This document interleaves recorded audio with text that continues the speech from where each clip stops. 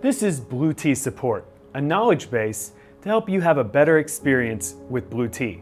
Today, I'm going to show you how to charge the AC200P.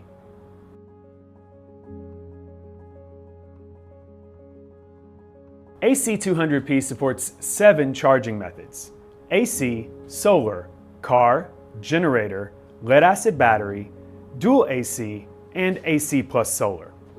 AC charging. Plug the adapter into an AC power source. The other end goes into the AC power input. To charge AC200P with a generator, please follow the same instructions. For solar charging, choose PV as the DC input source. To connect the solar panel, you'll need this solar charging cable and also this XT90 to aviation cable. Here comes an important note. Align this red dot with the one on the PV input port or it will fail to charge. When unplugging, pull out the plug head. If you choose your car or lead-acid battery as the power supply, set car as the DC input source. Similarly, when charging your AC200P via car, you'll need 2 cables, the car charging cable and the XT90 to aviation cable.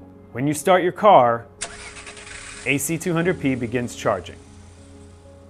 For lead-acid battery charging, first plug the XT90 into the PV input port. Clamp the red connector to the positive battery terminal and the black to the other.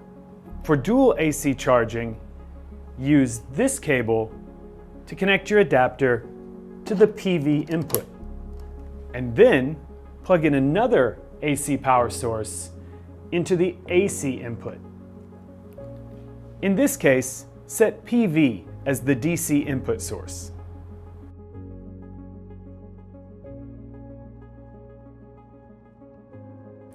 As for AC plus solar and dual PV charging, we've made an in-depth video for you to help you get started in a quick and simple manner.